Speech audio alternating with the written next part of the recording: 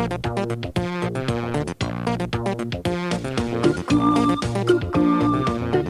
amis coucou, coucou, coucou.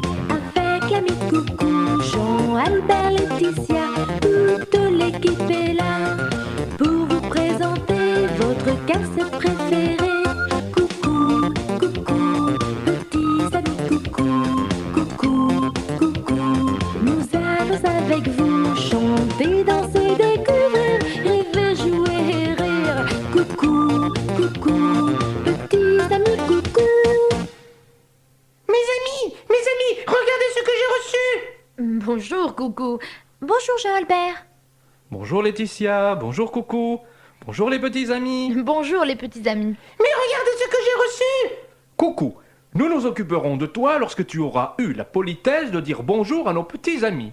Bonjour, bonsoir. Regardez, c'est une carte postale sonore de ma cousine la mouette. Si c'est une carte postale sonore, coucou, ça ne se regarde pas, ça s'écoute. Bien sûr, ça s'écoute. Écoutez. Qu'est-ce que ça veut dire? Il comprend rien du tout, lui. Ça veut dire « Cher cousin coucou ». C'est ta cousine de Trougadec, en Bretagne. Ta cousine la mouette qui t'écrit.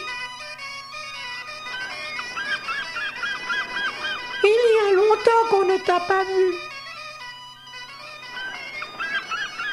On aimerait beaucoup que tu viennes passer les vacances chez nous, au bord de la mer. Écris-nous ta réponse. Bisous.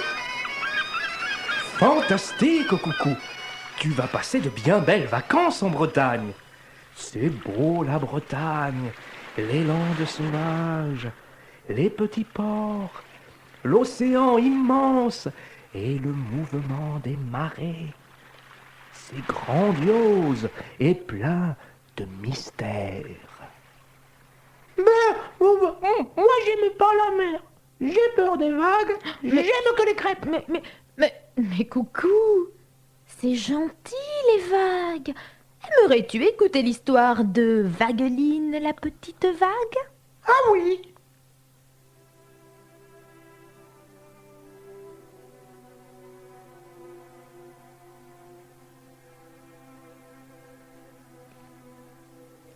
Un jour, une petite vague toute innocente qu'on appelait Vagueline voulut se séparer de ses compagnes les autres vagues. Elle se trouvait trop serrée parmi elles et de plus elle était fatiguée de monter avec la marée, descendre avec la marée sans jamais se reposer, toute alourdie d'algues et de bouteilles en plastique.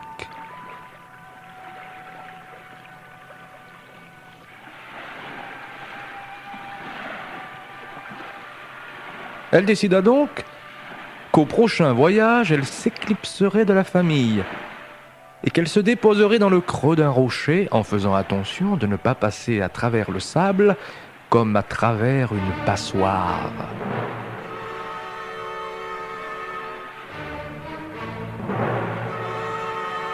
Elle avait oublié où elle était née. Il lui semblait qu'elle avait toujours été là depuis la nuit des temps. En pleine nuit, elle arriva en vue de ce rocher creux comme une bassine qu'elle connaissait depuis longtemps, puisqu'elle l'avait déjà traversé en y laissant un peu d'elle-même.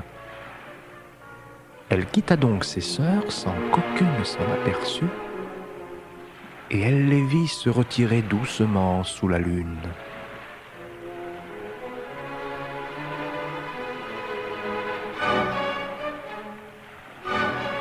Mais elle n'était pas seule.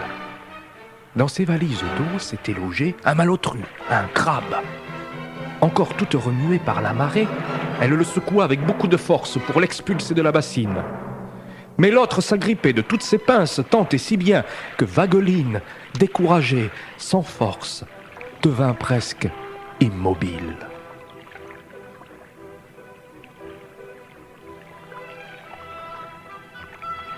Cette légère tempête avait épuisé le crabe qui s'endormit au beau milieu de notre vague comme un poids sur l'estomac. Au matin, au soleil, Vagueline sentit une chaleur bienveillante la caresser, tandis que le malotru logé dans son ventre se dépliait à reculons, agité par une faim tenaillante. En bougeant ainsi, le crabe chatouilla la petite vague qui ne put se retenir de rire, mais d'un rire nerveux dont seule une vague a le secret.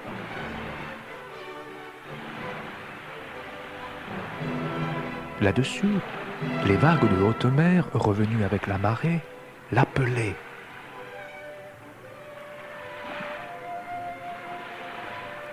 Elle fit tous les efforts possibles pour s'empêcher de rire afin de ne pas être remarquée par ses sœurs, gentilles, certes, mais collantes. Le crabe eut la bonne idée de sortir de la bassine rocheuse au moment où des enfants munis de seaux et de petites épuisettes le virent et se précipitèrent sur lui. Il s'ensuivit une bataille dont la vague fit les frais. En emmenant le crabe captif, les enfants avaient puisé dans la bassine de rocher plusieurs seaux d'eau pour, paraît-il, conserver le crabe dans son milieu naturel. Vagueline se retrouva ainsi dépecée en plusieurs morceaux, emportée vers une destination inconnue. « Comment vais-je me rassembler ?» se dit-elle. Elle partit alors à la recherche de ces morceaux d'eau.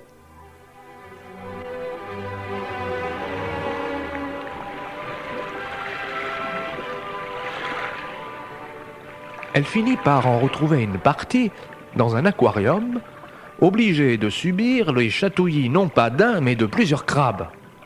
Elle n'eut pour toute satisfaction que de voir un des enfants faire la grimace après avoir porté à ses lèvres une goutte de sa chair salée.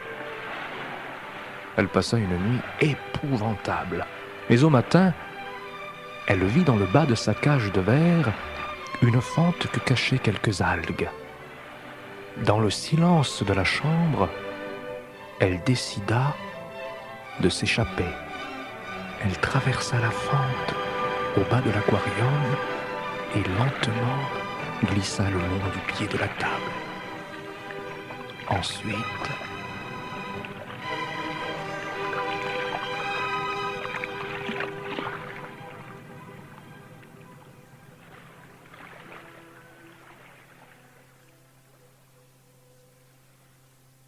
le vent m'a dit la mer est une fille sauvage qui danse sur les plages, qui s'ennuie dans les ports. Le vent m'a dit les barques sont des chameaux à voile qui se guident aux étoiles pour pas perdre le nord. Le vent m'a dit les vagues sont des lèvres de lune qui ont des baisers d'écume que le sable dévore. Le vent m'a dit la mer est princesse de sel, inquiétante et belle, surtout lorsqu'elle dort. La mer m'a dit le vent est un menteur notoire qui invente des histoires pour paraître plus fort. Le vent m'a dit la mer est princesse de sel, inquiétante et belle, surtout lorsqu'elle dort. L'histoire de Vagueline. Et maintenant, cette belle chanson, vous me donnez vraiment envie d'aller voir la mer à Trougadec. Mais dites-moi, c'est vrai qu'il y a plein d'animaux méchants dans la mer ?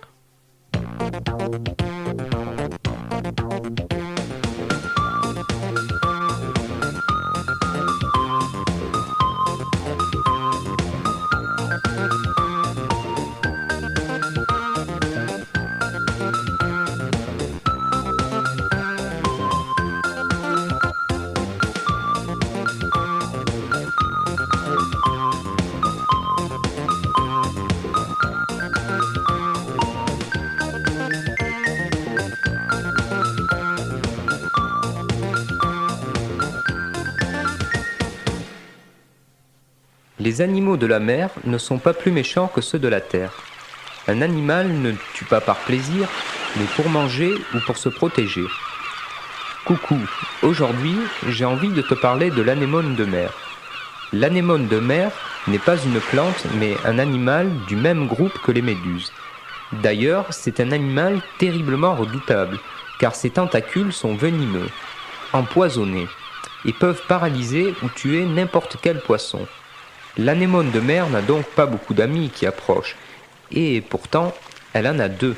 Le premier est le Bernard l'ermite, un crustacé qui, comme la langouste ou le homard, a de grosses pinces, mais qui n'a pas comme eux une carapace dure pour protéger son corps.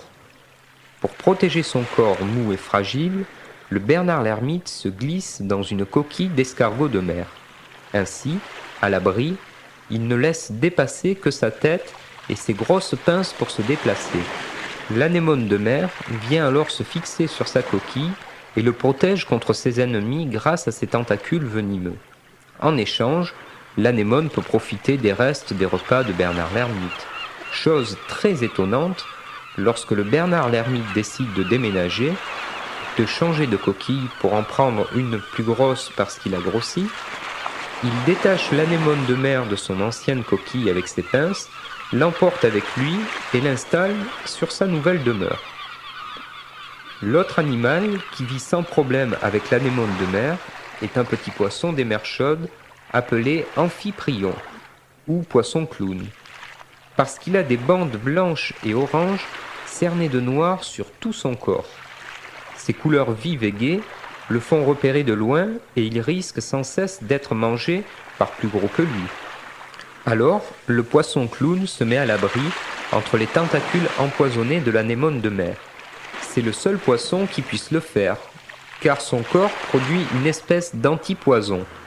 En contrepartie de cette sécurité, de cette protection que lui offre l'anémone de mer, l'amphiprion lui fait sa toilette et même la soigne. Il nettoie ses tentacules et même parfois coupe ses tentacules malades. Surprenant, non ? Fantastique même! Au revoir mes amis et à bientôt.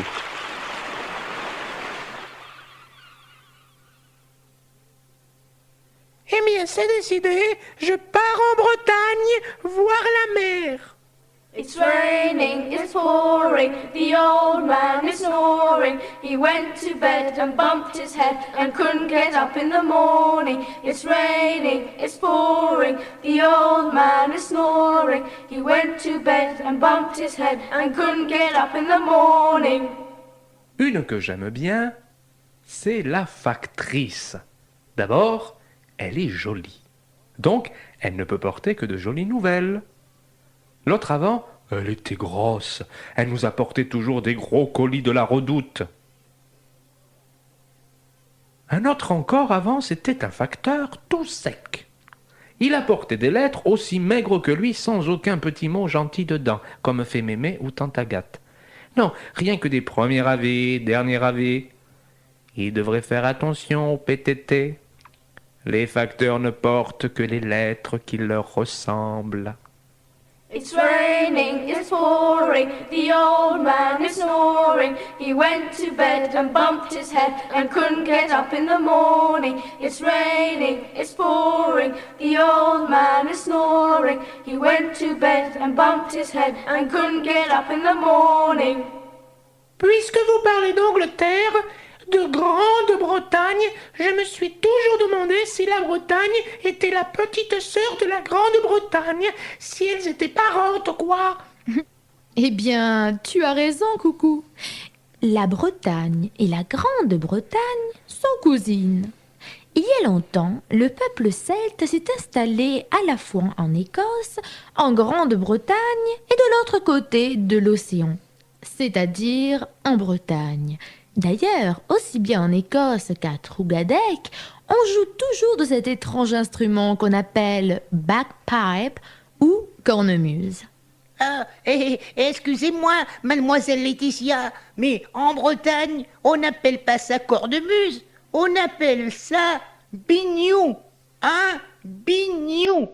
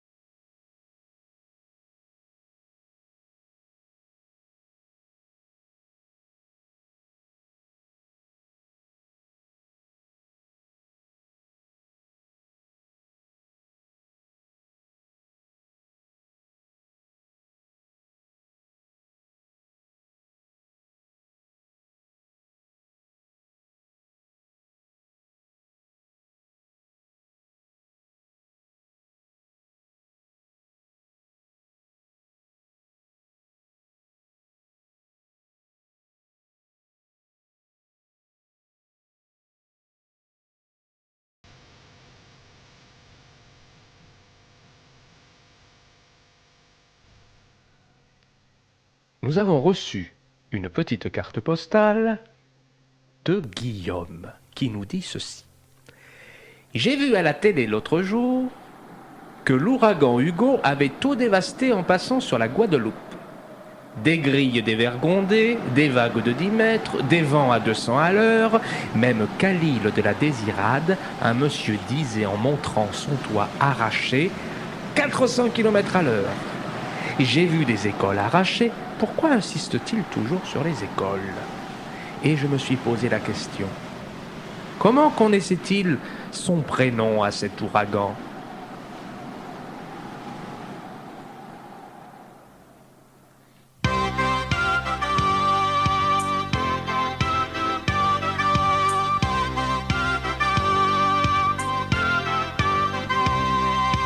Sous le bleu du ciel, sous le vert de l'océan, Petit Jean est capitaine d'un bateau tout blanc.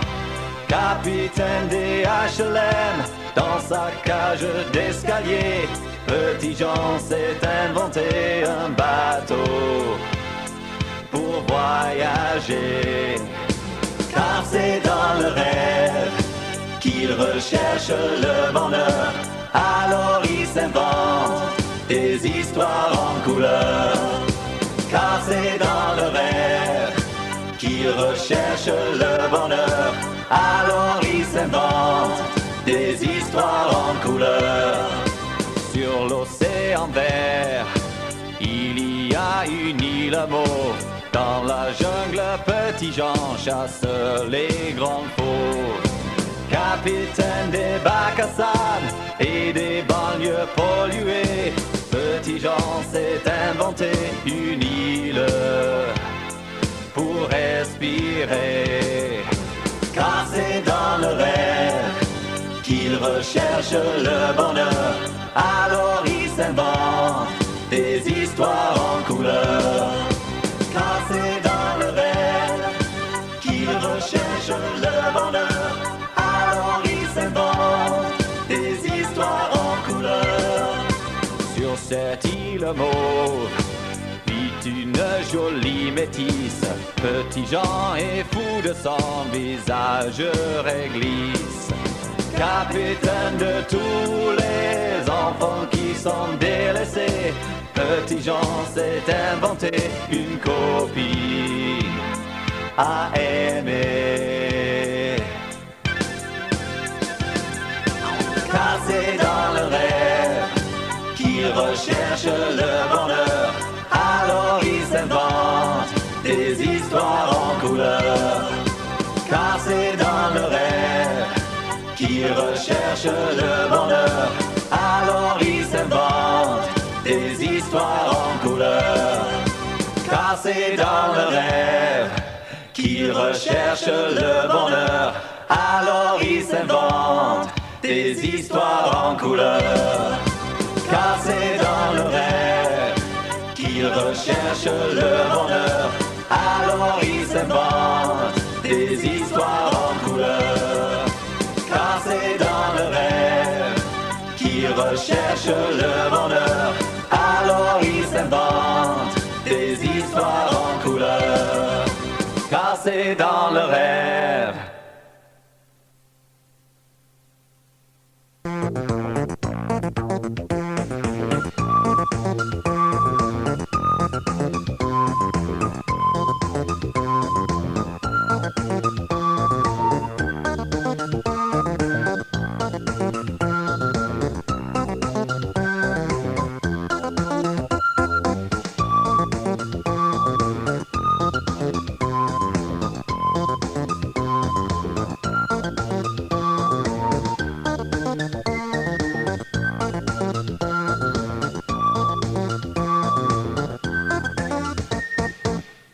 Eh bien, moi, j'ai reçu une carte postale de Zimbo.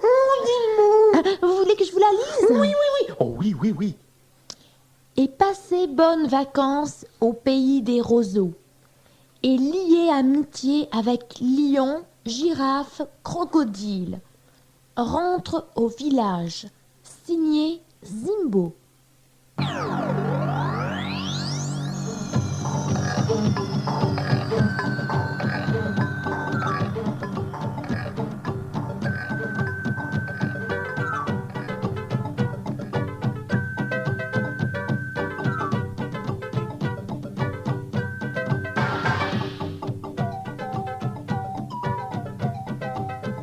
Zimbo est devenu l'enfant au roseau, l'ami de tous les animaux de la jungle. Plus rien ne lui fait peur. Son ami Ouistiti sur l'épaule, sa petite flûte à la main, il décide de revenir au village. Quand Zimbo arriva sur la place du village, toute sa famille et tous les habitants se pressèrent autour de lui. Son père, le chef du village, le serra fort dans ses bras, mais entra vite dans une grande colère quand il vit que Zimbo n'avait qu'un tube de roseau dans les mains. « Zimbo, tu ne devais revenir au village que si tu avais réussi à trouver une larme de crocodile, une queue de lion, une défense d'éléphant, une plume d'oiseau colibri, une peau de serpent boa et 3 poils de tête de girafe. Tu te moques de moi, Zimbo. Tu n'as dans les mains qu'un tube de roseau. » Justement, père, justement. Et Zimbo, portant sa petite flûte à la bouche, souffla dans le premier trou. Aussitôt, le grand lion arriva et se coucha à ses pieds. Il souffla alors dans le deuxième trou. Et la girafe, bien remise de sa blessure, arriva sur la place. Zimbo souffla ensuite dans le 3e, le 4e, le 5e, le 6e trou, et à leur tour, le petit crocodile, le roi des éléphants, l'oiseau colibri et le serpent boa arrivèrent près de lui. Les guerriers du village, ceux-là même qui avaient chassé Zimbo, ne comprenaient pas comment un enfant aussi peureux avait réussi à apprivoiser des animaux si sauvages et si dangereux. Le chef du village embrassa Zimbo en pleurant de joie. Zibrock le sorcier dansait aussi de joie. Tous ceux qui se moquaient jadis de Zimbo se pressaient autour de lui pour le féliciter. Le chef du village les écarta et s'adressa à son fils.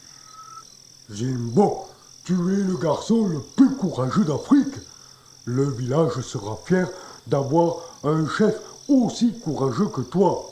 Mais maintenant, Zimbo, il faut que tu choisisses une fiancée.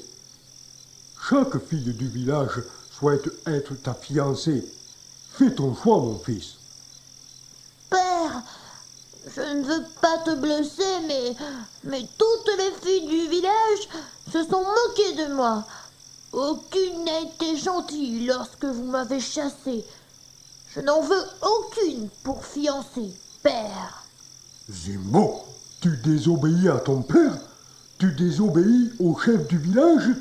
Mais cesse donc de tourner ce roseau entre tes doigts, Zimbo. Dans sa colère, le père de Zimbo arracha la flûte de roseau des mains de son fils, la porta à sa bouche et souffla dedans en bouchant tous les trous. Une gazelle blanche, aux grands yeux noirs, arriva sur la place au galop et vint s'arrêter devant Zimbo. « Qu'est-ce que ce roseau, Zimbo? Est-ce un roseau magique ?»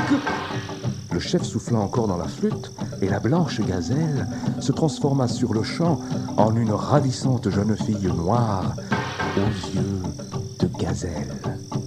Merci, papa. Merci beaucoup. Voilà la fiancée que je choisis. N'est-elle pas jolie? N'est-elle pas gentille? Eh bien vous, n'avez-vous pas entendu mon fils? Voilà la fiancée qu'il a choisie. Allons, apportez les fruits, les viandes, les tam-tams. Que la fête des fiançailles de mon fils commence. Que la fête commence.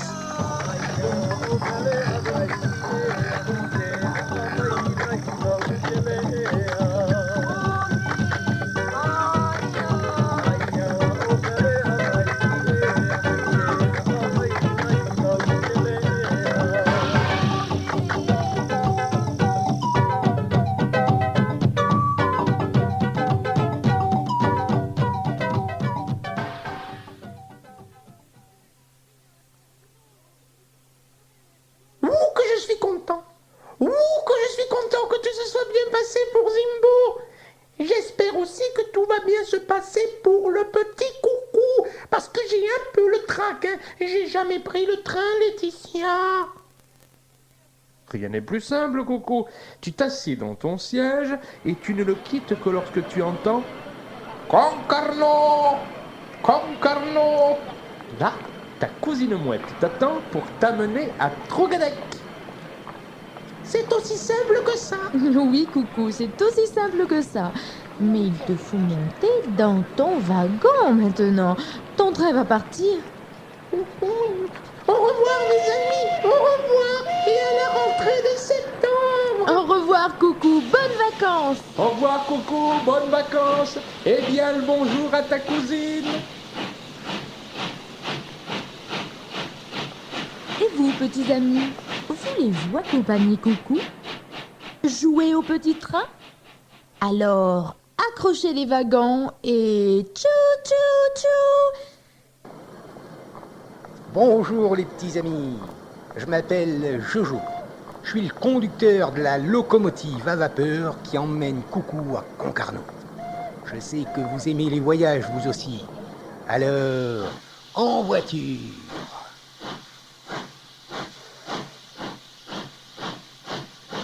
Voilà, c'est parti.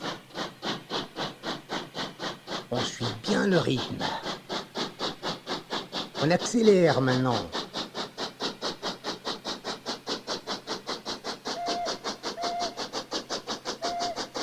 Ah, attention, on ralentit. On va entrer en gare. On stoppe.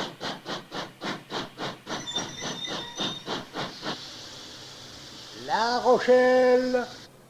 10 secondes d'arrêt, La Rochelle.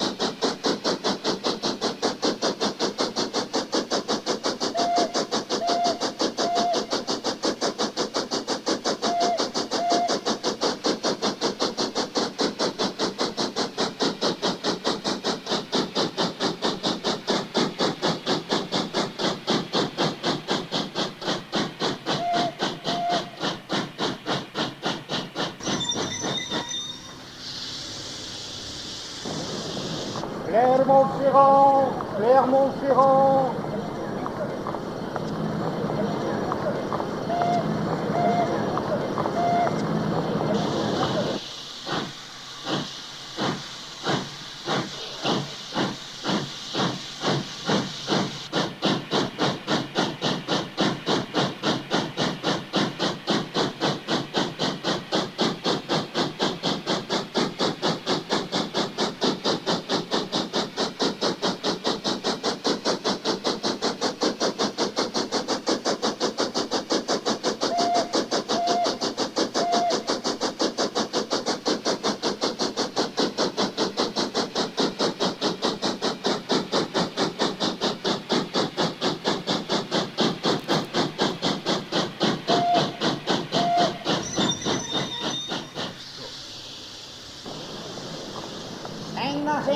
Saint-Nazaire, 3 secondes d'arrêt. Les voyageurs pour Concarneau restent dans les voitures.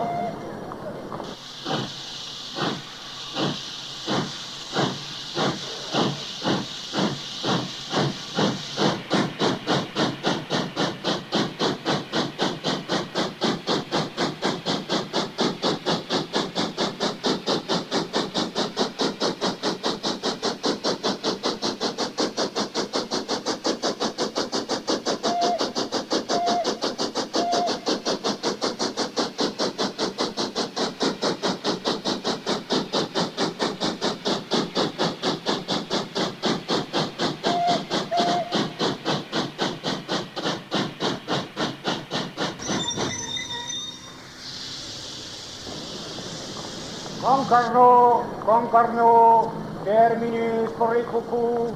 Concarneau, Concarneau.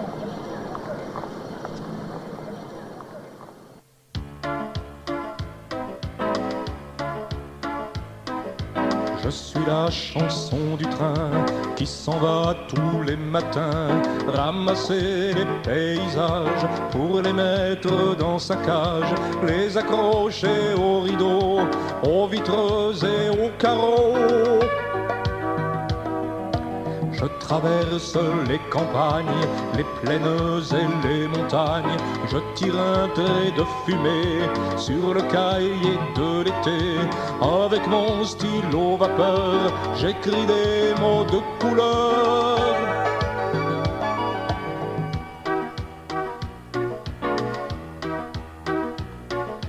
J'emporte dans mes wagons valises et baluchons, des petites filles en pleurs, des garçons aux yeux rieurs, de vieux messieurs qui s'endorment sur des banquettes en orme. Je suis la chanson du train qui se perd dans le chemin, de fer courant sous nos pieds, une musique rythmée où s'inventent les chansons des voyageurs sans maison.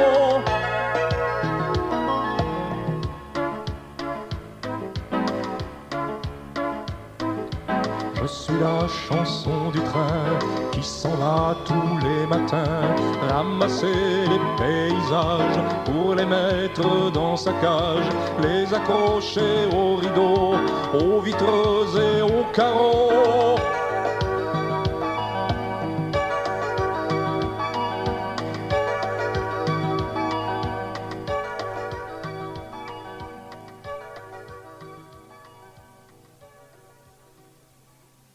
Et voilà, petits amis, Coucou est parti en vacances, et vous allez partir, vous aussi.